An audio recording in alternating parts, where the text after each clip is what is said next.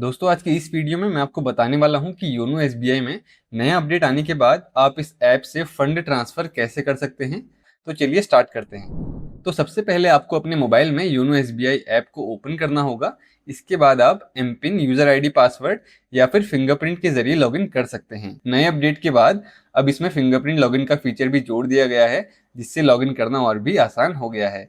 अब बात करते हैं कि आप इस ऐप में पैसे कैसे ट्रांसफर करेंगे। तो सबसे पहले मैं आपको बता दूं कि अब योनो एसबीआई में यूपीआई का फीचर भी ऐड कर दिया गया है। आप अपने अकाउंट में यूपीआई एक्टिवेट करके यूपीआई आईडी या क्यूआर कोड स्कैन करके भी पेमेंट कर सकते हैं। हालांकि अभी फिलहाल कई यूजर्स के लिए यह फीचर पूरी तरह काम नहीं कर रहा है, इसलिए अभी मैं यूपीआई वाले पार्ट पर ज़्यादा फोकस नहीं करूंगा।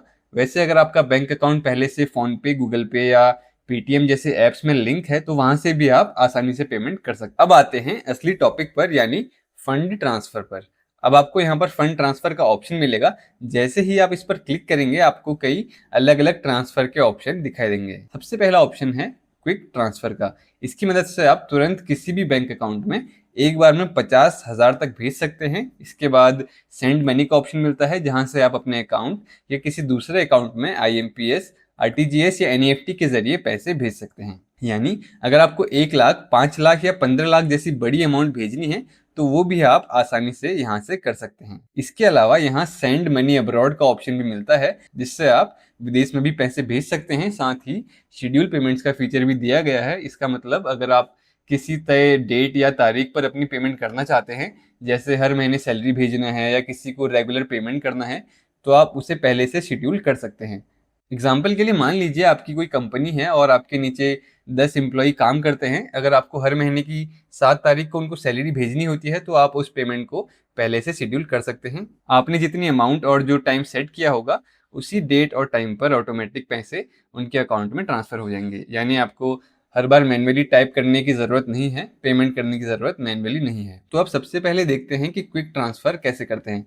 क्विक ट्रांसफर पर क्लिक करते ही आपके सामने बैंक्स की लिस्ट आ जाएगी कि आप जिस बैंक में भी अपने पैसे भेजना चाहते हैं आप उसे यहाँ से सिलेक्ट कर सकते हैं। अगर आपके पास सामने वाले की चेकबुक है तो यहाँ स्कैन चेक का ऑप्शन भी मिलता है। हालांकि अभी यह फीचर पूरी तरह एक्टिव नहीं हुआ है क्योंकि योनो एसबीआई का यह अपडेट नया है, लेकिन आने वाले समय में आप चेक स्कैन करके भी डिटेल्स ऑटोमेटिक भर पाएंगे। इसके अलावा आप एमएमआईडी और मोबाइल नंबर के जरिए भी पैसे भेज सकते हैं। इसके लिए आपको MMID number, mobile number, account holder name और अमाउंट डालना होगा। इसके बाद आपकी पेमेंट हो जाएगी। अब बात करते हैं डायरेक्ट बैंक ट्रांसफर की। मान लीजिए सामने वाले का अकाउंट एसबीआई में है, तो सबसे पहले आपको यहाँ पर एसबीआई को सिलेक्ट करना होगा, फिर अकाउंट नंबर डालेंगे और उसे दोबारा कंफर्म करेंगे। उसके बाद अकाउंट होल्डर का नेम डालेंगे। अगर आप इस अकाउंट को फ्यूचर ट्रांजेक्शन्स के लिए सेव करना चाहते हो तो सेव पे का ऑप्शन इनेबल कर सकते हो, ताकि आगे आपको सारी डिटेल्स को दोबारा भरने की ज़रूरत ना पड़े। अब आपको अमाउंट डालना होगा और फिर पर्पस सिलेक्ट करना होगा कि किस वजह से आप पैसे भेज रहे हैं। यहाँ पर आपको बहुत सारे ऑप्शंस देखने को मिलते हैं, जैसे family friend transfer, loan repayment, service या बिजनेस पेमेंट, डिपॉजिट या investment, rent payment, bill payment, other. तो जिस पर्पज से भी आप पैसे भेज रहे हैं उसे आप यहाँ से सिलेक्ट कर सकते हैं। वेरिफिकेशन कंप्लीट होने के बाद आपको येस पर क्लिक करना है। अगर आप इस पेई को सेव करना चाहते हैं तो यहाँ उसकी ट्रांजेक्शन लिमिट भी सेट कर सकते हैं, जैसे 1 लाख, 5 लाख या 10 लाख तक। हालांकि हाई लिमिट वाले पेई को वेरीफाई होने में लगभग 39 घंटे तक लग सकते हैं, जबकि कम लिमिट वाले पेई कई बार 24 घंटे के अंदर भी वेरीफाई हो जाते हैं। लेकिन आपकी करंट ट्रांजेक्शन तुरंत कंप्लीट हो जाएंगी। अब आपको टर्म्स एंड कंडीशंस एक्सेप्ट करके कंफर्म पर क्लिक करना होगा। इसके बाद अपना एमपिन डालिए और सबमिट पर क्लिक कर दीजिए। जैसे ही आप सबमिट करेंगे आपकी ट्रांजेक्शन प्रोसेस में चली जाएगी और कुछ ही सेकंड्स में सक्सेसफुली कंप्लीट हो जाएगी।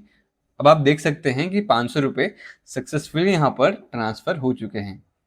ये जो ट्रांजैक्शन हुई है वो आईएमपीएस ट्रांजैक्शन है। आईएमपीएस, आरटीजीएस और एनईएफटी सभी डिजिटल ट्रांजैक्शंस मोड हैं, जिनके ज़रिए आप अलग अलग अमाउंट ट्रांसफ़र कर सकते हैं। अगर आपको इनके ऊपर एक डिटेल वीडियो चाहिए तो मैं वो अपने चैनल पर लाने वाला हूँ बहुत जल्द, तो उसके लिए आप चैनल को सब्सक्राइब ज़रूर करिए। अब अगर आपने किसी अकाउंट को पहले से पेई में ऐड करके रखा है तो अगली बार पैसे भेजना और भी आसान हो जाता है। जैसे यहाँ आप देख सकते हैं कि यह पेई पहले से ही सेव्ड है। अब मुझे सिर्फ पे पर क्लिक करना है, अमाउंट डालना है, पर्पस सिलेक्ट करना है और प्रोसीड पर क्लिक कर देना है।